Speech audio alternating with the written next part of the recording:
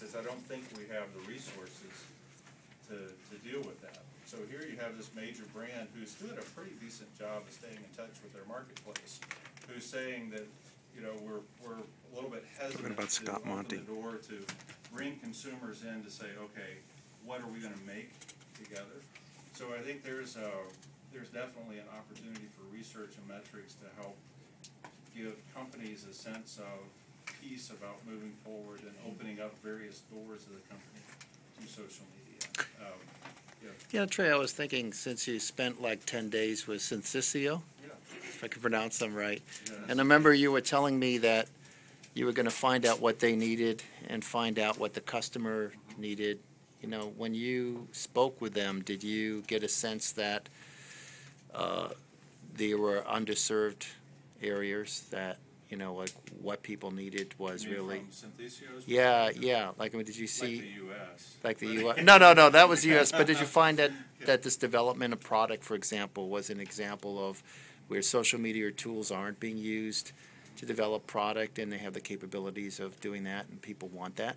Yeah, it probably depends on each company. And for Ford, I think there's a huge opportunity for them to use social media and listening, you know, as would be your area of expertise, to make predictions about future expectations of customers, which is an area where I don't think they're using it so far. Okay.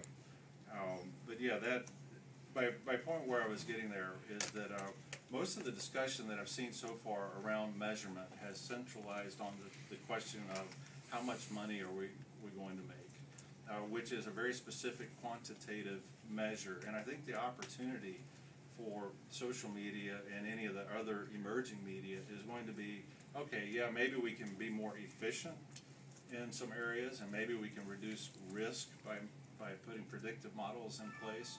But there's probably a greater opportunity in maybe not so much the quantifiable aspects of business and planning and risk management as the, I guess, more from the perspective of a storyteller or an ethnographic researcher.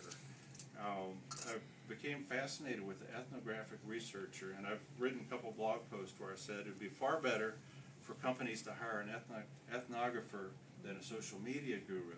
Well, I could probably just stop right there. You know?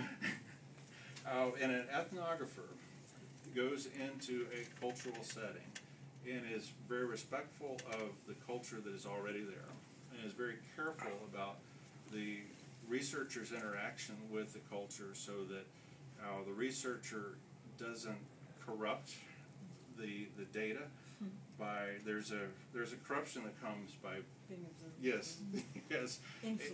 Yeah, and so there's a respect for the existing culture. Contrast that with the marketer. A marketer wants to change the culture, mainly change the transaction and change the function. The ethnographer wants to understand, and I think that's where a huge opportunity for measuring comes in, are all those metrics that are around understanding. And I think it's going to take a huge cultural shift for U.S. companies and maybe other countries as well to move off of the, okay, what is the intervention for this month and what is our success rate, to a mindset that says, how can I understand?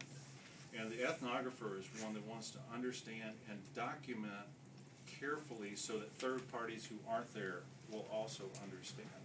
And I think that mindset will open up huge opportunities for people who are willing to embrace that business is not always about the bottom line. And I think if there's another transition that could happen, and that is that profits are a byproduct of doing something right, then that'll open up the doorway to a whole new world of measurements where we can move off of this one very specific financial measurement called ROI, which is dollars in, dollars out expressed in a percentage. And the social media gurus have totally corrupted that. And if you want to see the level of corruption, you can just follow the brand builder on Twitter. Is anybody following Olivier? Yeah, well, I thought you were the one that kind of behind him to kind of inspire him. Oh, but, no. But the other way. He's a genius in his own right. Yeah, no, but I did encourage him to start speaking about it. And I said, okay, you're speaking on February 9th, and now he's speaking all over the place. Yeah. So But Olivier Good. Blanchard, the brand builder, he's written a very good, I think, 10-part, Think. 10-part Yeah. on blog, thebrandbuilder.wordpress.com. No, I read his blog. It's good. Yeah. So he's one of those few people that have the not your own domain blogs that is like really good stuff. Why Yeah. he doesn't have his own domain, I don't know. He Very needs French. to. Oh, he's French, yeah. Very French. Not sure what that means, but okay, that's good. Yeah. So back to the ROI. So he has he sets the corruption on the ROI straight. So my main point is to encourage people to open up their minds to the possibility that monitoring can open up doorways of opportunity in areas other than efficiency, risk management, statistical process control. You know, all of those terms deal with things like reducing risk, reducing the variability of a process, and that is absolutely contrary to what it means to be human. I mean, humans are, by very definition, variable entities. So mindsets and worldviews that seek to minimize variability, which is what statistical process control and actually the ROI, they're trying to reduce the variability of the outcomes. Measurement around this variability can be very sweet to say, here is the range of options that people are looking for.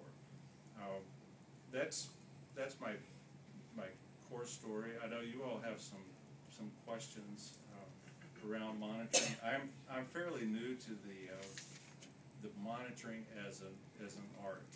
I've been encouraging companies to listen and politicians to listen.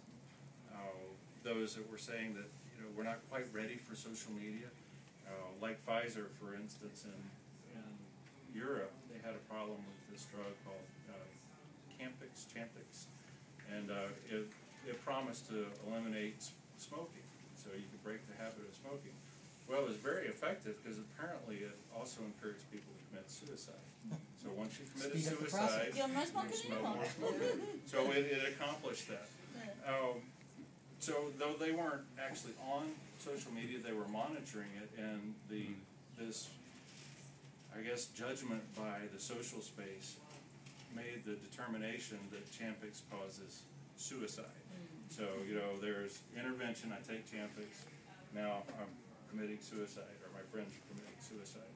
And so because they were actually monitoring that space, they were able to intervene and to really go full court press with mainstream media, which still has a role, as well as go back to the influence leaders on bloggers. I say that to say that there's some companies that are wondering maybe now's not the time, but people like you who are monitoring and saying this is what is already going on. So you're on social media, you might not realize it right now, but someone else is in control, and that'll get their attention. Someone was in control anyway, and will